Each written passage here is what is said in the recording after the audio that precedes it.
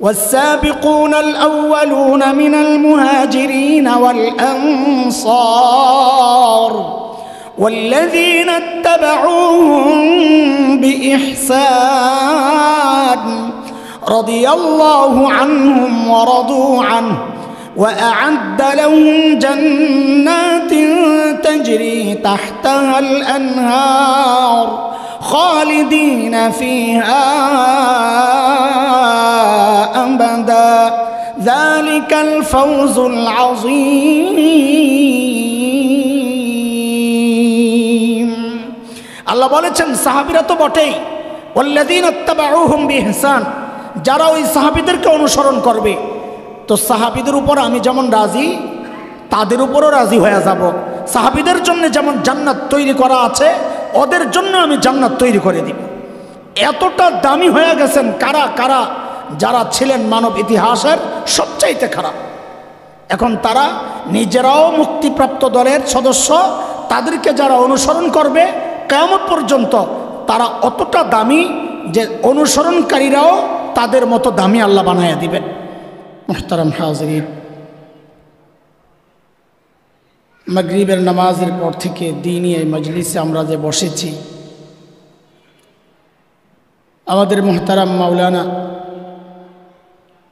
দ্বীনি শিক্ষার প্রয়োজনীয়তার উপর কথা বলছিলেন সম্ভবত আমি যতটুকু পেয়েছি তার থেকে তাই বুঝেছি প্রয়োজন কত তা আমরা জানি নিশ্চয়ই জানি তারপরেও বারবার কথাগুলো আলোচনায় আনা হয় যেন আমরা আমলে পরিণত করি সেজন্য জানা কারো কমতি নেই সবাই জানে এই বিষয়ে আরও কিছু কথা বলার জন্যে সূরাতু আলী ইমরানের একটা আয়াত আমি পড়েছি যেহেতু সামনে নামাজ যতটুকু সম্ভব সংক্ষেপ করে আমি এই বিষয়ে কিছু কথা বলতে চাই তার আগে ভূমিকা হিসাবে কিছু কথা আগে একটু শুনে নেওয়া দরকার তাইলে এই কথাগুলো বোঝা আমার জন্য সহজ হবে ইনশাআল্লাহ আল্লাহ সুবহানাহু ওয়া তাআলা জগতে যত নবী পাঠিয়েছেন আলাইহিমুসসালাতু ওয়াসসালাম এই সমস্ত নবী আল্লাহ কেন পাঠাইছেন কখন পাঠাইছেন আল্লাহ তাআলা যখনই দেখেছেন তার বান্দা ধ্বংসের খাদে জাহান্নামের রাস্তায় ছুটে চলেছে ওই বিপন্ন বিপদগ্রস্ত বিপর্যস্ত মানুষকে রক্ষার জন্য আল্লাহ সুবহানাহু ওয়া তাআলা যুগে যুগে হযরত আম্বিয়া আলাইহিমুসসালামকে দুনিয়ায় পাঠিয়েছে যেমন হযরতে মূসা আলাইহিস সালামকে আল্লাহ কখন পাঠাইছেন আল্লাহ তাআলা যখন দেখেছেন বনি ইসরাইল হযরতে মূসার উম্মত বনি ইসরাইলের উপর ফেরাউন এবং তার বংশের লোকদের এমন নির্যাতন চলছিল যে বনি ইসরাইল একেবারে নিঃশেষ হয় প্রায় নির্যাতনের কিছু ধরন কোরআন আল কারীমের মধ্যে আসছে যেমন 13 নম্বর পারার সূরা ইব্রাহিম 6 নম্বর আয়াত একটা ধরনের কথা আল্লাহ বলতেছেন আল্লাহ বলেন وَإِذْ قَالَ مُوسَى لِقَوْمِهِ اذْكُرُوا نِعْمَةَ اللَّهِ عَلَيْكُمْ إِذْ أَنْجَاكُمْ مِنْ آلِ فِرْعَوْنَ يَسُومُونَكُمْ سُوءَ الْعَذَابِ وَيُذَبِّحُونَ أَبْنَاءَكُمْ وَيَسْتَحْيُونَ نِسَاءَكُمْ وَفِي ذَلِكُمْ بَلَاءٌ مِّن رَّبِّكُمْ عَظِيمٌ এই আয়াত আল্লাহ নির্যাতনের ধরন দেখাইছেন ফেরাউন কি করত যখন কোনো মেয়ে জন্ম নিত ফেরাউন বাঁচায় রাখতো কিচ্ছু বলতো না কিন্তু যখনই ছেলে জন্ম নিত তো ফেরাউন তার ক্ষমতা হারানোর ভয়ে ওই ছোট্ট ছোট্ট সদ্যজাত শিশুগুলোকে জবেহ করে হত্যা করত। আচ্ছা বলেন তো আমাকে, এই ছোট্ট বাচ্চা সদ্যজাত যাদের শরীরের হাড্ডিগুলো এখনো গোশতের মতো নরম, এই বাচ্চার পক্ষে ফেরাউনের মতো এমন প্রভাবশালী ব্যক্তিকে ক্ষমতা থেকে নামানো সম্ভব ছিল এটা? তো ফেরাউন এই বাচ্চাদেরকে এত ভয় পেত কেন জবেহ করে হত্যা করত?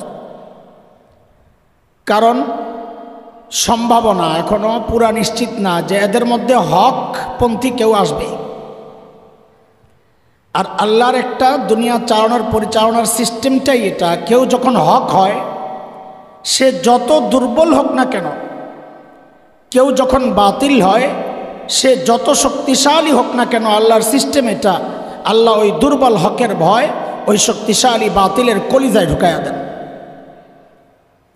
এর এক জ্বলন্ত প্রমাণ হচ্ছে বাংলাদেশের আলেম ওলামা। কি আছে তসবিহ মিসওয়াক ছাড়া? অথচ বাংলাদেশ তো বটেই, সারা দুনিয়ার মানুষের একটা আতঙ্ক, কখন কোনটা ঘটাইয়া দেয়। তালেবানদেরকে দেখে ভয়টা আরও বাড়ছে। এটার কারণ ওই একটাই যে মানুষ দুর্বল, কিন্তু যেহেতু হক আল্লাহর সিস্টেম, আল্লাহ দুর্বল হকের ভয় শক্তিশালী তাগুতের কলিজায় ঢুকান, এটা আল্লাহর সিস্টেম। আমি দুইটা কথা জিজ্ঞেস করি, একটু জবাব দেন, তাহলে বুঝতে সহজ হবে কথাগুলো ইনশাআল্লাহ।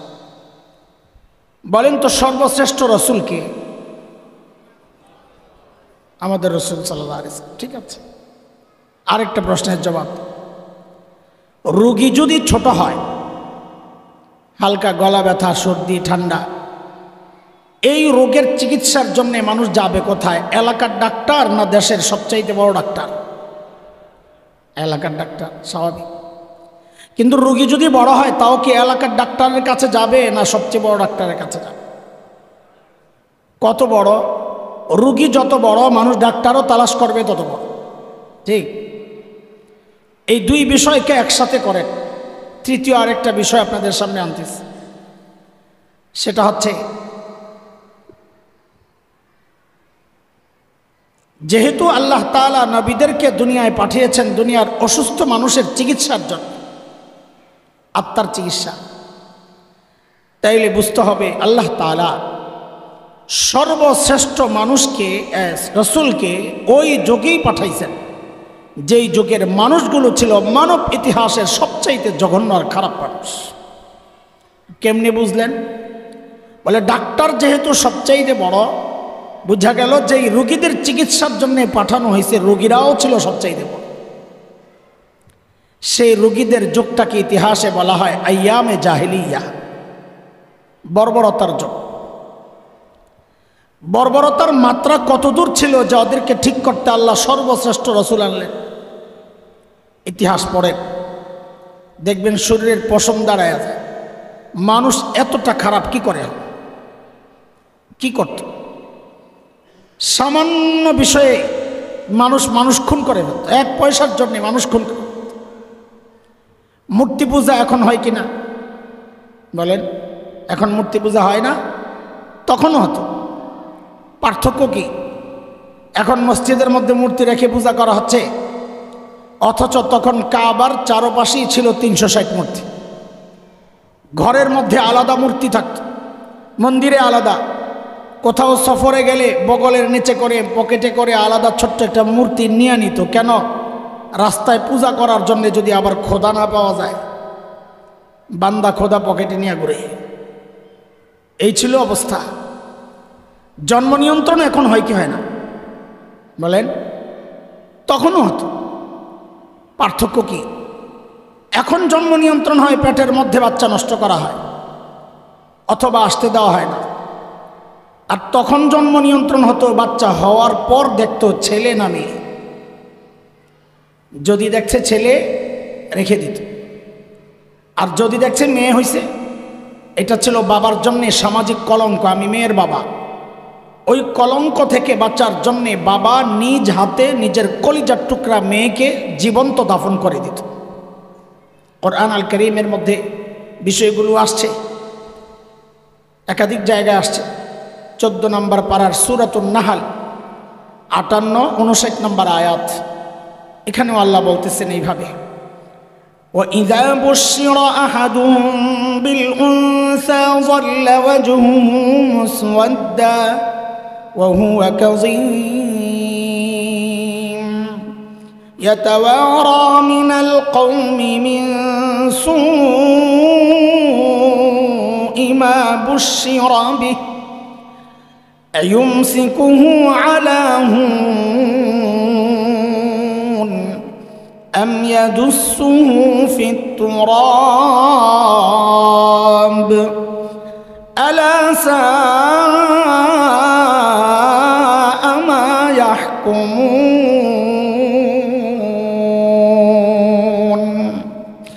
এই ছিল তৎকালীন আরবের অবস্থা আমার নবী যখন দুনিয়ায় আসছেন।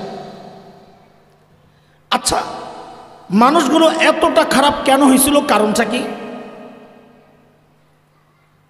আমাদের দেওবন্দ মাদ্রাসার প্রায় 52 বছরের প্রিন্সিপাল ছিলেন যিনি, হাকিমুল ইসলাম কারি তৈয়ব রহমতুল্লাহ আলাইহি বলেছেন, মানুষগুলো এতটা খারাপ হওয়ার পেছনের মৌলিক কারণ তো অনেক ছিল, কিন্তু মৌলিক কারণ ছিল 2টা। বলেন তো কয়টা? এটা আমাদের মূল পয়েন্ট, একটু খেয়াল করা লাগবে। মৌলিক কারণ ছিল কয়টা? 1 নম্বর ছিল জাহালত, লেখাপড়া ছিল না, মূর্খতা। 2, চারিত্রিক অধঃপতন, চরিত্র নষ্ট ছিল।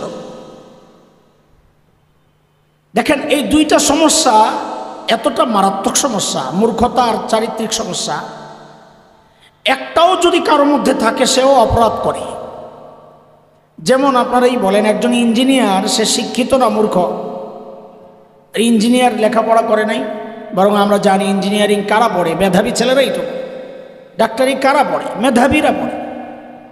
অথচ গত টার্মে আমরা এমনও দেখেছি ইঞ্জিনিয়ার সাহেব সরকারি কাজের টেন্ডার পেয়েছেন, তো ব্রিজ বানাতে গিয়ে রডের বদলে বাঁশ ঢুকাইয়া দিছে। এই রিপোর্ট আসছে না পত্রিকায়। ও কি জানতো না এখানে রড ঢুকাইতে হয়? জানতো না তো বাঁশ কেন ঢুকাইছে? জাহালতের কারণে না, মূর্খতার কারণে না, চারিত্রিক সমস্যার কারণে।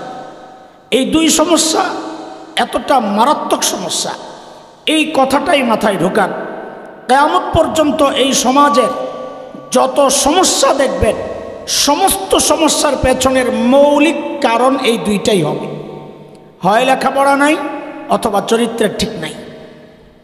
তাহলে সমস্যা কয়টা পেলাম? ওই সময়ের সমস্যা কয়টা পেলাম? 2টা।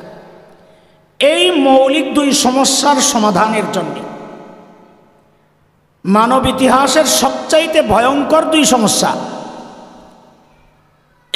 এর সমাধানের জন্য আল্লাহ সমাধান হিসাবে আমার নবী আলাইহিস সালামকে মৌলিক 2টা দায়িত্ব দিয়ে দুনিয়ায় পাঠাইছে। সমস্যা কয়টা?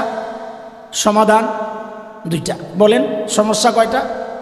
সমাধান। এটাও মাথায় রাখা। কিয়ামত পর্যন্ত দুনিয়ার যত সমস্যা দেখা দিবে, সব সমস্যার পেছনের মৌলিক কারণ যেমন ওই 2টা, আবার সব সমস্যার সমাধানও আমার নবী যেই 2 সমাধান নিয়ে দুনিয়ায় এসেছেন, সারা দুনিয়ার জন্যে কিয়ামত পর্যন্ত এই সমাজ, এই সংসার, এই দুনিয়া সমাধান করার জন্যে, সংস্কার করার জন্যে, সুন্দর সমাজ বানানোর জন্যে সমাধানও ওই 2টাই, যেই 2 সমাধান নিয়ে আমার নবী দুনিয়ায় আসছেন। অন্য কোনো রাস্তা তালাশ করলে লাভ হবে না। বিশেষ করে মুসলমানের উন্নতি আল্লাহর নবীর তরিকা ছাড়া জিন্দিগিতে হবে না। আমাদের মুফতি তাকি উসমানী দামাত বারাকাতুহুম আলিয়া একটা গল্প আনছেন, গল্প এই বিষয়ে। এক এলাকার মানুষ ছিল বোকা, গোটা এলাকার মানুষই বোকা। ওই এলাকার এক আল্লাহর বান্দা খেজুর গাছে উঠে গেছে। কেমনে? খেজুর গাছে ওঠা কি খুব সহজ কাজ? হ্যাঁ, নারকেল গাছে ওঠা যায়, খেজুর গাছের উপরে ওঠা, উপরে, নিচে না, নিচে ওঠা সহজ, উপরে উঠে গেছে। এটা কি খুব সহজ কাজ? কঠিন কাজ।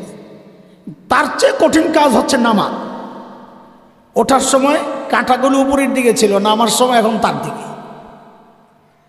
এখন ওঠে তো বসে মহা মুসিবতে, তো বসে বসে কান্না করতেছে, চিৎকার চেঁচামেচি করতেছে। কিন্তু গোটা এলাকার মানুষ যেহেতু বোকা, তাকে নামানোর কোনো পদ্ধতি পাচ্ছে না। তো একটা বুদ্ধি আসছে মাথায় যে আমাদের পাশের এলাকার মানুষরা তো চালাক, ওখান থেকে একজনকে হায়ার করে নিয়ে আসি। আচ্ছা বলেন, 0-র 7-এর সংখ্যা কত? 0-র পরে কি বলেন না? 1। বলে তুই এটাও কি সন্দেহ আছে? ইখতিলাফ আছে ইমামদের, তো চুপ করে আছেন কেন? 0-র পরে কত? 9 তো না, 10 তো না। তো বোকা এলাকার পাশের এলাকা চালাক হইলে পয়েন্টার কত পাবে? 10 তো আর পাবে না, 0 ছিল আর অত 1 পাবে আর কি, ওইটা বলতেছিলাম। ও চালাক, ওই মার্কেই চালাক। তো এইরকম চালাক একজনকে হায়ার করে আনছে। কি হয়েছে ভাই? তো বলছিলাম ওই পাশের এলাকা থেকে একজনকে নিয়ে আসছে হায়ার করে। কি ভাই, কি সমস্যা তোমাদের? তো বলে আমাদের এই যে লোক খেজুর গাছের উপরে উঠছে, নামতে পারে না, নামানোর ব্যবস্থা করো। তাহলে তো কোনো ব্যাপার না, খুব ইজি বিষয়। শক্ত একটা মোটা লম্বা রশি আন। তো আনছে। তো বলে এইবার এটাকে কোনোভাবে উপরে ওঠাও। তো উঠাইছে। এখন কি করা? বলে ওকে বলো এটারে কোমরের মধ্যে শক্ত করে বাঁধতে। তো এই লোক কোমরের মধ্যে শক্ত করে বাঁধছে। এখন কি করা? বলে একসাথে, আমি বললে সবাই একসাথে টান দিবা। তো বলছে, সবাই একসাথে টান দিছে। ওই লোক খেজুরের গাছ থেকে পয়রা তো জায়গায় শেষ। হেরে ভাই, এটা কি করলা? আমাদের লোক তো মারা গেছে। তা তো আমিও দেখতেছি, আমি কি জানি নাকি মারা যাবে? তো এইটা নামানোর কোন পদ্ধতি হইল? তো এই লোক কি জবাব দেয়? আমি তো আমার এলাকায় কদিন আগে এইভাবে একজনকে বাঁচাইছিলাম। কাকে বাঁচাইছো? বলে আমার এলাকায় এক লোক কুয়ায় পড়ে গেছিল। কুয়ায়? কোন জায়গায়? কুয়ায় পড়ে যাওয়ার পর ওখান থেকে এই পদ্ধতিতে তো আমি তাকে বাঁচাইছি। দেখেন, হযরত মুফতি তাকি ওসমানী বলেন, ভাই কুয়ায় পড়ে যাওয়া মানুষের বাঁচার পদ্ধতি আর গাছের উপরে থাকা মানুষের বাঁচার পদ্ধতি কোনোদিন এক হবে না। ইয়ারফাইল্লাহুল্লাযীনা আমানু মিনকুম ওয়াল্লাযীনা উতুল ইলমা দারাজাত। আল্লাহ যাকে ঈমান আর ইলমের নিয়ামত দিয়েছেন তার মর্যাদা উপরে উপরে, আল্লাহ উপরে মর্যাদা দিয়েছেন। তো তার উন্নতি অগ্রগতির রাস্তা আর ওই জাহান্নামের কূপে নিক্ষিপ্ত ওই অমুসলিম কাফের মুশরিকদের উন্নতি অগ্রগতির রাস্তা কোনোদিন এক হবে না। আমাদের পতনের একটা মৌলিক কারণ এটা যে আমরা মুসলমান আমার নবীর যে পদ্ধতি উন্নতি অগ্রগতির জন্যে, দুনিয়ার সফলতা আখিরাতের সফলতার জন্যে নবীর পদ্ধতি গ্রহণ করি নাই। সমাজ সুন্দর করার জন্যে নবীর পদ্ধতি গ্রহণ না করে ইহুদি নাসারা অমুসলিমদের পদ্ধতিকে আমি আমার জন্য একটা গর্বের পদ্ধতি হিসাবে কবুল করেছি। এই জন্যই ওরা আমাদের কাঁধে চেপে বসেছে। ওদের আদর্শ গ্রহণ করলে ওরা কাঁধে চাপ, এটাই স্বাভাবিক। নবী আলাইহিস সালাতু ওয়াস সালাম কয় সমাধান নিয়ে দুনিয়ায় আসছেন? সমস্যা কয়টা ছিল মনে আছেন?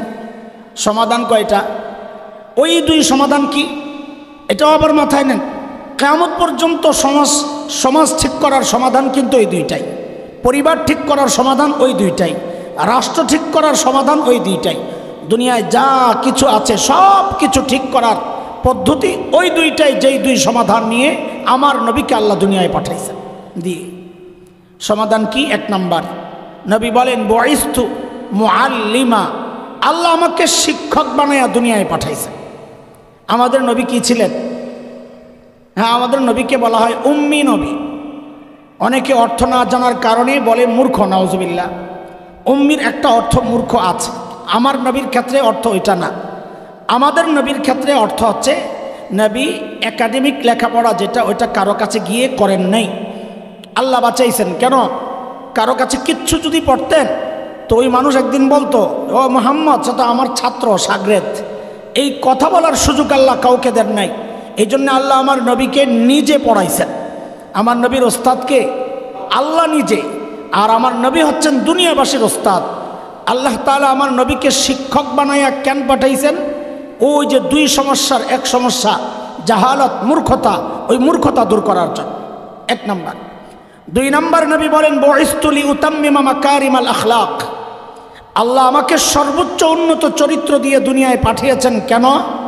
আমি যেন দুনিয়ার এই চরিত্রহীন মানুষগুলোর পেছনে মেহনত করে করে ওদেরকে মানব ইতিহাসের সর্বোচ্চ উন্নত চরিত্রওয়ালা আমি যেন বানাতে পারি, সেই জন্য আল্লাহ আমাকে দুনিয়ায় পাঠাইছেন।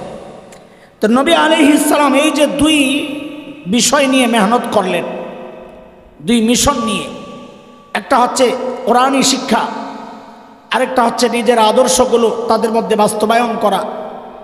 এই দুই মিশনে নবী কাজ করেছেন কাদের উপর? বর্বর আরবদের উপর, মানব ইতিহাসের সবচাইতে খারাপ মানুষগুলোর উপর।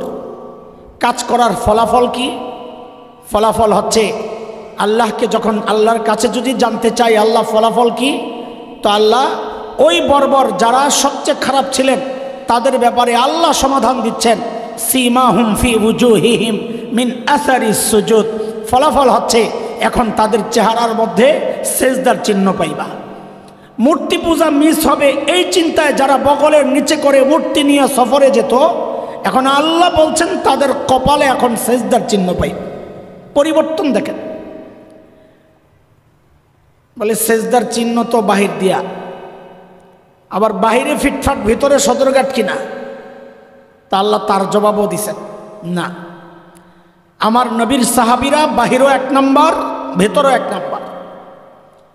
বলে বুঝবো কেমনে আমরা? তো আল্লাহ যেন এভাবেই জবাব দিচ্ছেন, তোমার বোঝার দরকার, আমার বুঝ হয়েছে।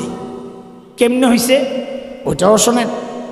আমাকে বলেন, যিনি পড়ান, যেই শিক্ষক পড়ান, বোর্ডের যখন পরীক্ষা হয় ওই শিক্ষক নেন না অন্যরা নেন?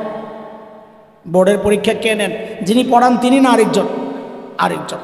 আমাদের মাদ্রাসাগুলোতে ফাইনাল পরীক্ষায়ও এমনই সিস্টেম, যিনি পড়ান তিনি নেন না, অন্যরা নেন।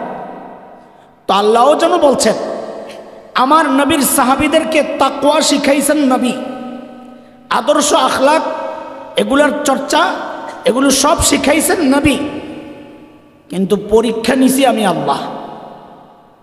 সাহাবীদের পরীক্ষা কে নিছেন? আল্লাহ। সেই পরীক্ষার ফলাফল কিছু ভুলটুল আছে, আমি সব মাফ কইরা ওদের জন্য জান্নাত বরাদ্দ দিয়ে দিস। কার কথা এটা? সূরা হুজুরাত 26 নম্বর পারা, সূরা হুজুরাত 3 নম্বর আয়াত। আল্লাহ বলেন, ইন্নাল্লাযীনা ইয়াগুদ্দুনা আসওয়াতাহুম ইনদা রাসূলিল্লাহ উলাইকা আল্লাযীনা ইমতাহানাল্লাহু কুলুবাহুম লিত্তাকওয়া লাহুম মাগফিরাতুন ওয়া আজরুন আযীম।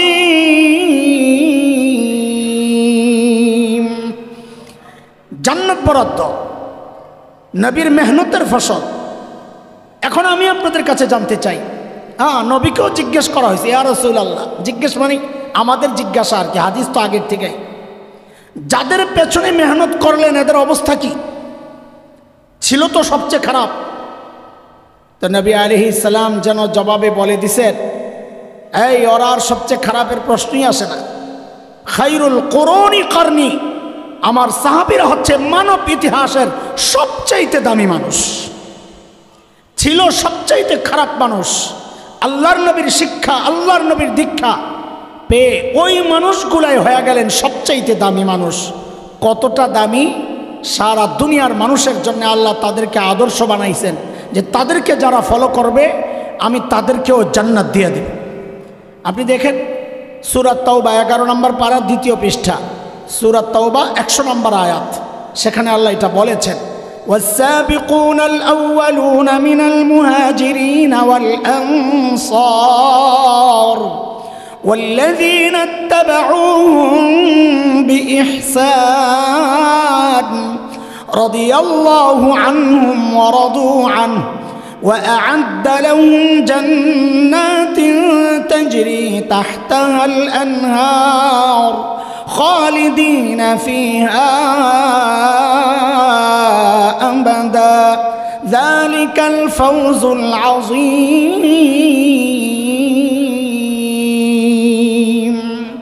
আল্লাহ বলেছেন সাহাবীরা তো বটেই, ওয়াল্লাযীনা ইত্তাবাউহুম বিইহসান, যারা ওই সাহাবীদেরকে অনুসরণ করবে, তো সাহাবীদের উপর আমি যেমন রাজি তাদের উপরও রাজি হয়ে যাব। সাহাবীদের জন্য যেমন জান্নাত তৈরি করা আছে, ওদের জন্য আমি জান্নাত তৈরি করে দিব। এতটা দামি হয়ে গেছেন কারা কারা, যারা ছিলেন মানব ইতিহাসের সবচাইতে খারাপ।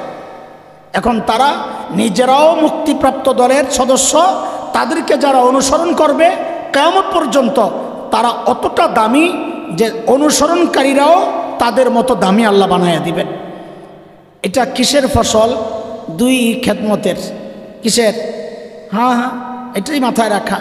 ওই যে নবী আলাইহিস সালাম যেই দুই বিষয় দিয়ে মেহনত করছেন, ওই মেহনতের ফসল। এখন আমাদের সোজা সাপটা প্রশ্ন আপনাদের কাছে, যেই কোরআনের তালিম, যেই কোরআন ধরে বর্বর আরব হয়ে গেলেন মানব ইতিহাসের সবচাইতে দামি মানুষ, যেই নবীর সুন্নাহ ধরে বর্বর আরব হয়ে গেলেন মানব ইতিহাসের সবচাইতে দামি মানুষ, ওই কোরআন সুন্নাহ দুনিয়ায় আছে না আল্লাহ উঠায় নিছে? হ্যাঁ, আছে। হায় আল্লাহ, আসলেই দুর্বল হয়ে গেছে। ওইটা একটু সন্দেহ আছে না? তো কথা বলেন না, পাওয়ার কমে গেছে। আগের মতোই কোরআনের পাওয়ার আগের মতোই। তো যদি ওই কোরআন ধরে বর্বররা মানব ইতিহাসের সর্বশ্রেষ্ঠ মানুষ হতে পারে, সুন্নাহ নিজের জীবনে বাস্তবায়নের মাধ্যমে ওই বর্বররা যদি মানব ইতিহাসের সর্বশ্রেষ্ঠ মানুষ হতে পারে, তো আমার আপনার পক্ষে তো কোরআন আর সুন্নাহ ধরে সর্বশ্রেষ্ঠ মানুষ হওয়া সম্ভব না। কথা বলে না, সম্ভব না? সম্ভব না। যদি সম্ভব হয় তাইলে তো আমরা মনে হয় সর্বশ্রেষ্ঠ মানুষ নিজেও হতে চাই না, সন্তানকেও বানাতে চাই না। এটাই বাস্তবতা। আপনি হয়তো এখন তালে তালে বলবেন না, চাইলে কোথায় চান, কোথায় চান? আমি বলেছি শুরুতে, বিশ্বাস করা সহজ, মানাটা কঠিন। বিশ্বাস আবু তলেবও করেছে, মানতে পারে নাই। মক্কার অনেক কাফেরও জানতো, বিশ্বাস করেছে, মানতে পারে নাই। রোমের বাদশা বিশ্বাস করেছে নবী হক, মানতে পারে নাই। বিশ্বাস করা সহজ, মানা কঠিন। সবাই বিশ্বাস করতেছি কোরআন মানুষকে সর্বশ্রেষ্ঠ বানায়, সুন্নাহ মানুষকে সর্বশ্রেষ্ঠ বানায়।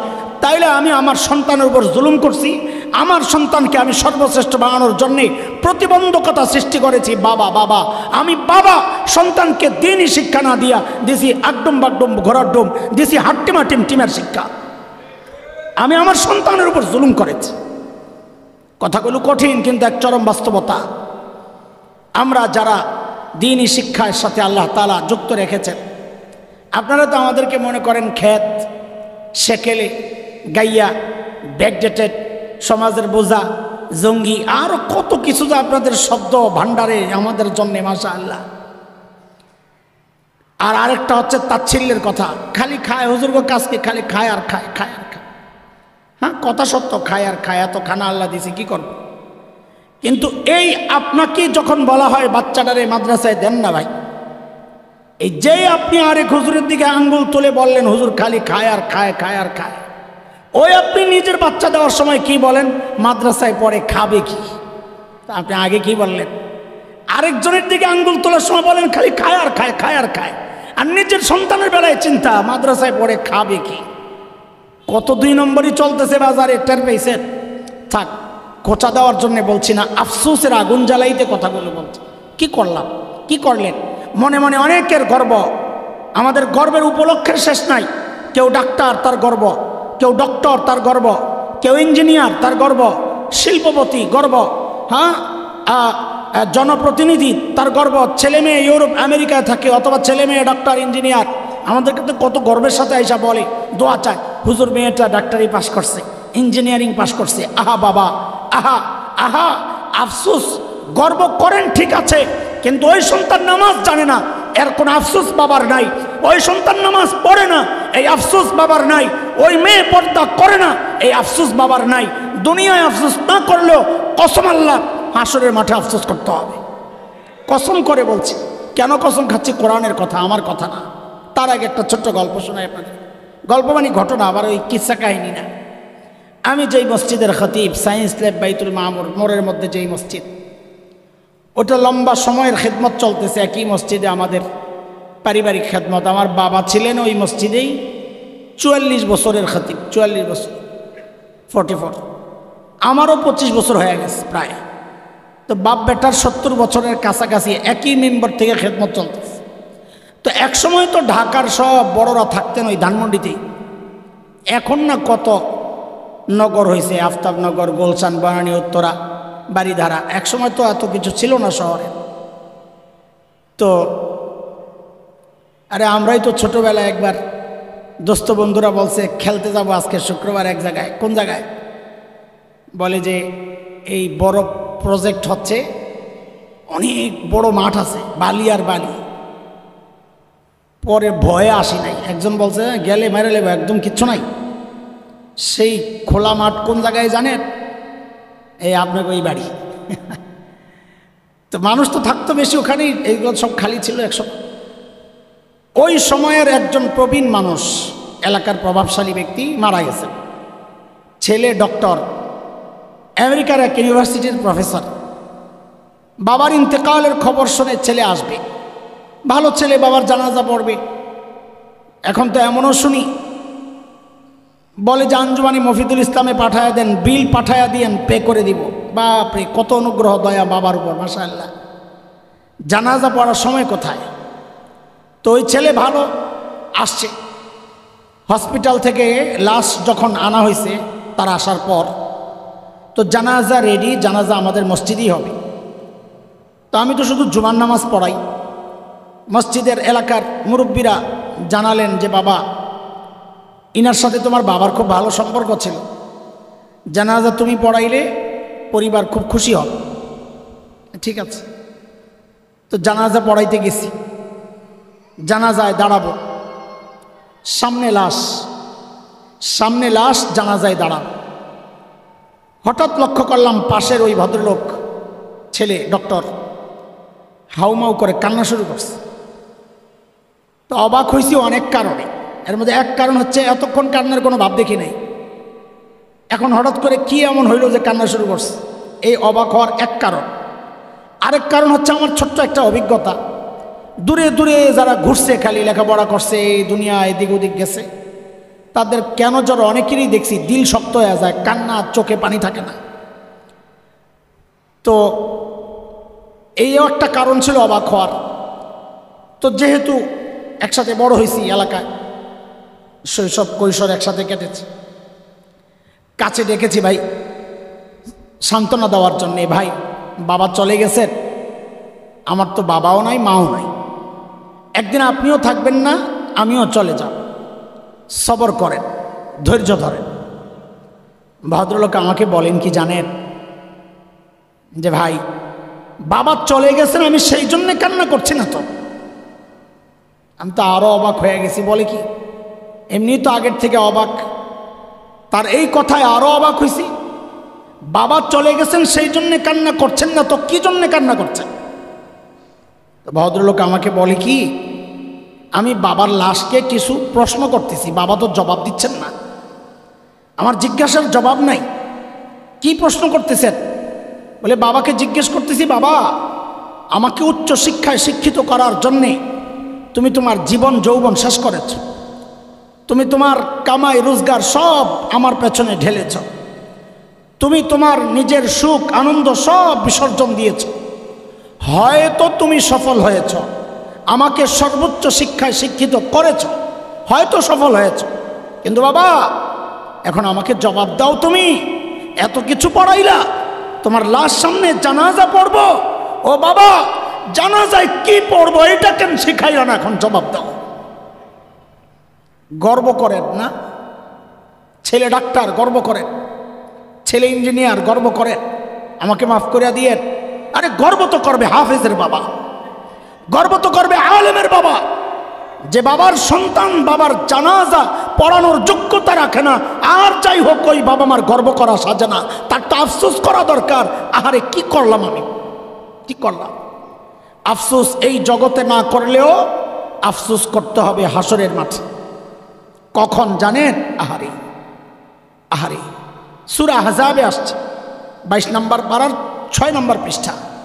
একটু দেখেন সূরা আহজাবের শেষ দিকে, যেই সন্তানের কেরিয়ার কেরিয়ার কেরিয়ার কেরিয়ার করে করে নিজের কেরিয়ার শেষ করলাম,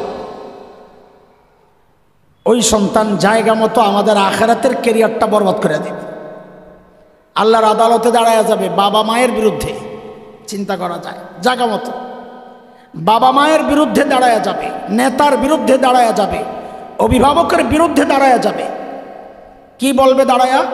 এই সময় তো শেষ। আল্লাহ তাআলা আমাদেরকে প্রত্যেককে নিজের সন্তানকে এমন কিছু পড়ায়া যাওয়ার তৌফিক দান করেন যেন আমার সন্তান আমার বিরুদ্ধে অভিযোগকারী না হয়। আমার সন্তান যেন আমার মৃত্যুর পর আমার জন্য আল্লাহর কাছে রহমতের দোয়া করতে পারে। এটা প্রত্যেকের চিন্তা করা দরকার। জাগতিক শিক্ষা দেন, কিন্তু এতটুকু দিন শিখান যেন সে তার ঈমান বাঁচাইতে পারে। এতটুকু দিন শিক্ষা দেন যেন সে দ্বীনের উপর চলতে পারে। আল্লাহ তৌফিক দান করেন, আমিন। ওয়া আখিরু দাওয়ানা আলহামদুলিল্লাহ।